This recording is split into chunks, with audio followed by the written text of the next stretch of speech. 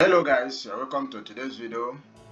On today's topic, we'll talk about support and resistance and how it matters in your trading journey. It's necessary that you know what is support and resistance and know how it matters in your trading journey. Some people use support and resistance as their trading POI, where they take their entry from.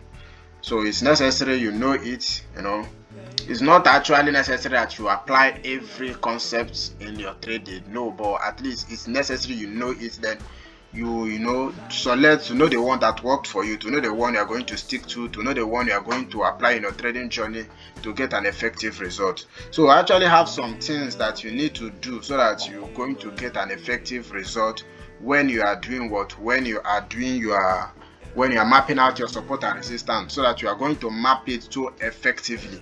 So my simple marking routine is, if you open a chart, what is the first thing you need to do? If you open a chart like this, the first thing you need to do is to do what? To zoom out. What do I mean by zooming out? If you open chart and it is in like this, it is inside like this, you will get confused.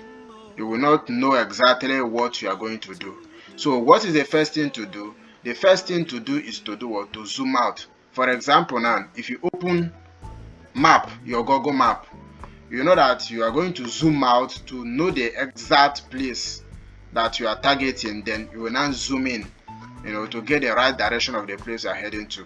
So a chart is just like a map. So when you zoom out, you will see the whole structure of the market and see what you are really looking for in the market. So after you zoom out, the second thing you are going to do is to mark major, daily, or 4-hour zone.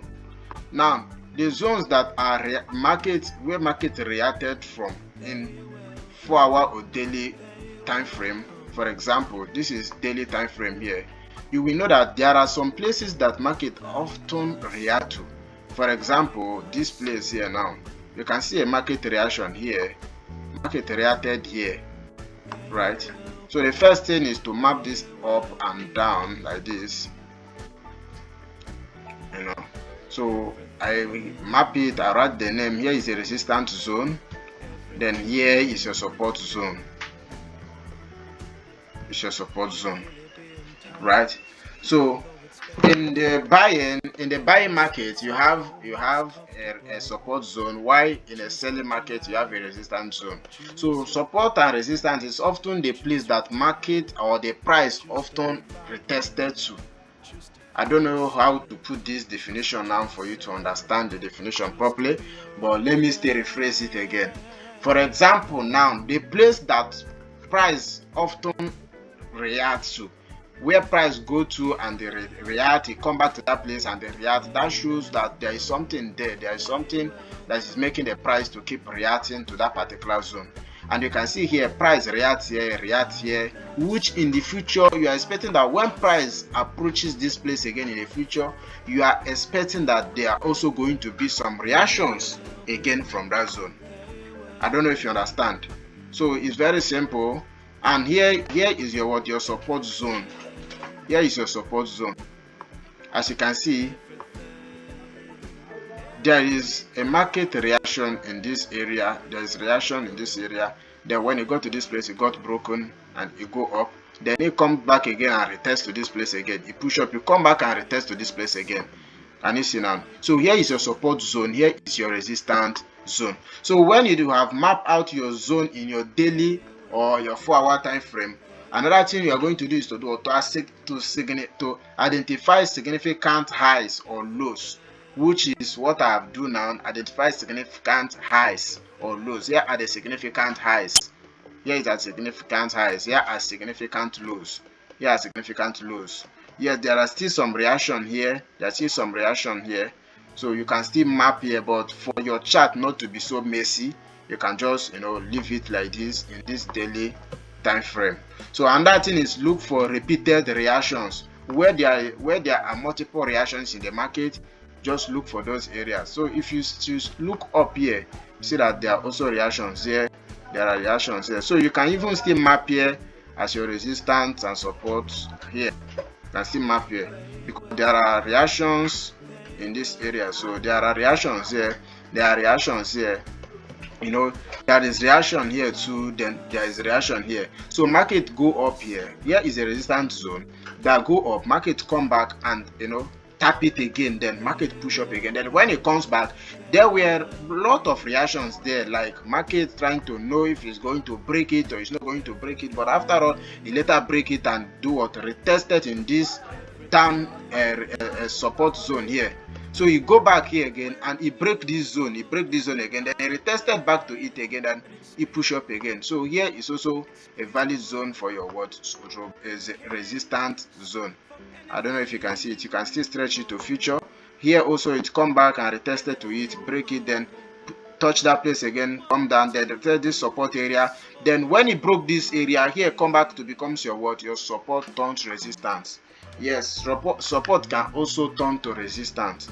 So let me draw what I mean by support turning to resistance. For example, market moving in this way now, market moving like this, you know, forming higher lows, higher high, higher low, higher high, higher low, higher high, higher low. Now each of these zone here, there are support zone here, here is resistance zone, but when market break it and it returns back to it, it becomes support. Here too, here was a resistance area, but when price break it here, it turn back and becomes a resistance.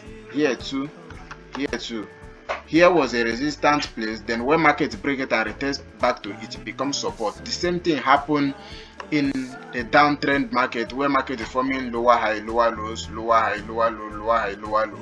Now here we have your what? Here is resistance, here is support area, but here is resistance, but when market break it, it turns to what? Support. You know, the same thing happened here.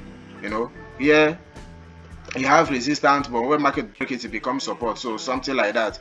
Then if you have it also in a consolidating market, they are hardly support on resistance, because market is just moving in a within a confined direction.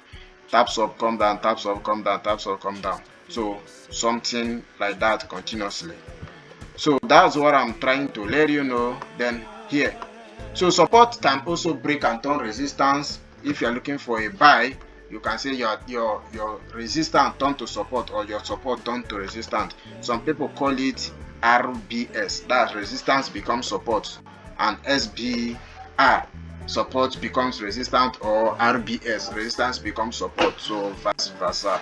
So you can see here that there was a multiple reactions here. Market tap here, then it push up and, you know, tap this support that becomes resistance, you know. Then later when you push it back again, then it comes up and busts it up, then go and tap the resistance above, then come back and break it, you know, continuously like that.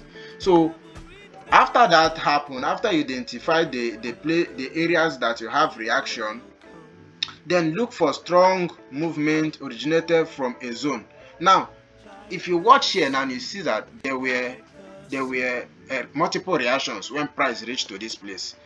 There is a kind of market trying to gather liquidity before it moves. So after this, you can see that there is a push down. So that's to say that this place is a strong zone. What am I trying to tell you? That it's not every place that you're going to map as your support and resistance. There are significant areas that you need to map as your support and as your resistance place. I hope you understand my explanation. So combine nearby levels into zones.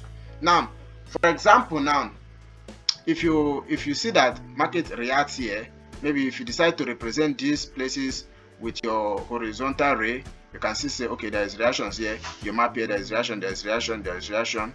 Then coming here also, there are reactions here. You know, you can decide to put your horizontal ray here. There are multiple reactions. There are reactions here. There are reactions here too. You know, if you go to back, you can see there are reactions here, reactions here, reactions here. You know, there are reactions here also.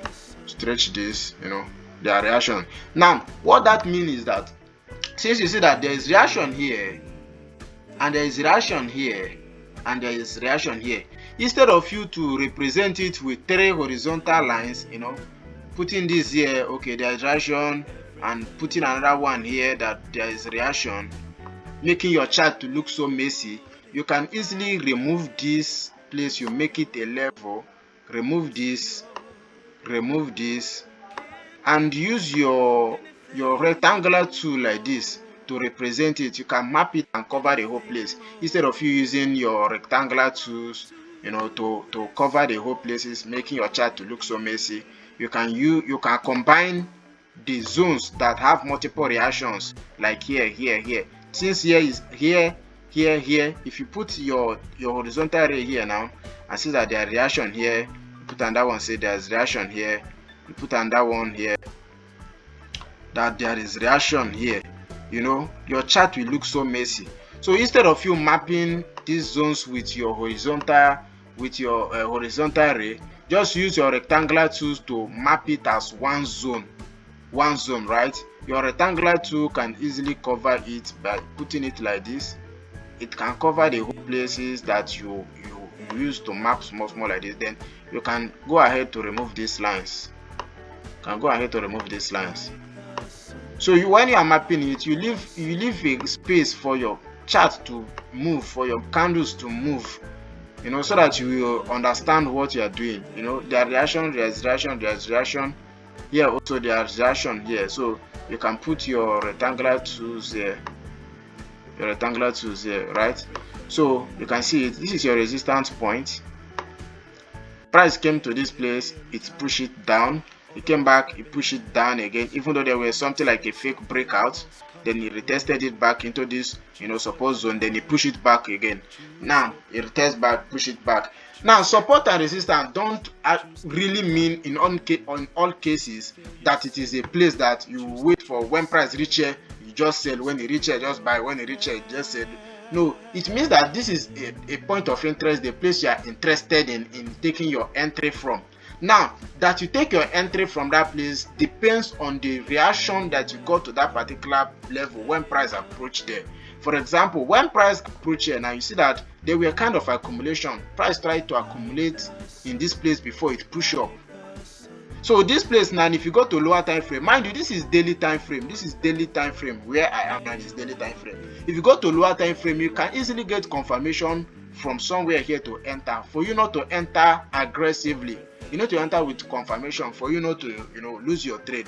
Because sometimes they say the multiple the place got touched is also the stronger it becomes. But sometimes another level now, you might decide to stretch this place and say immediately, or put your pending order, forgetting it that immediately price reach this place you are going to sell. Sometimes it will come and break that zone. That is why you need to wait for confirmation before you do anything, before you buy or you sell. When you reach that resistance zone, you said to come down to buy from support zone, you said to go up to sell there, something like that. So always wait for confirmation, don't enter impulsively. I hope you understand my explanation. So another thing I always consider when mapping my zones is to do what? Okay, I say check for support and resistance flip. Okay, compare everything with current market structure. Now, you don't need to map your support and resistance zone in the area that have been played out, where price have played out, that you don't have any need of with it. You don't have anything to do with it again. So you need to stretch this to future, because you want to use it to predict your future decision, to know what you are expecting from the market. So when price reaches here next time, you are expecting a sell when price reach here. So when price reach here now, as here becomes your POI, what will you do? You will go to a lower time frame to expect something, maybe bearish confirmation for you to enter a sell from that place. To come here, then you expect a buying confirmation to buy and go up. I hope you understand my explanations. So delete all the unnecessary wicks, all this mapping that full everywhere. Delete it so that your chart will not look messy, and have something clean like this to trade from.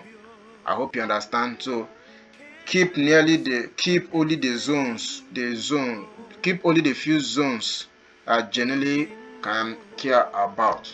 So after you do this, maybe from the higher time frame, if you are okay with daily time frame, then you wait for price to approach this place, you look for entry to enter. Or you might decide to lower down to lower time frame, something like this here. Now this is 1 hour, 2 hour time frame, or let me go to 1 hour time frame. If you go to 1 hour time frame now, you will see that here market has been consolidating here for a very long time. So what is the first thing you do after you zoom out? Come here now, you do what? You put your horizontal to here, mapping your resistance. Let me call here resistance. Then you map here to, I call it your support. Here are your zones, and call here your support. So you can see the reactions here. Market has been moving within this range. You go up, come down, go up, come down. So here now, market come here, push up, tap here, then come down. It not reach down here, it start going up. So it might not reach up, it will need to push down. It will need to do something like this, kind of reaction, push up like this, something. Maybe you come and tap this place. Then under 15 minutes, you might get your confirmation, maybe something, you know, bullish candle, maybe bullish engulfing, or any candlestick pattern of the choice that you used to enter your trade from, and enter your market from here. Put your pending order, put your buy to here, put your long to here, put your stop loss below this level,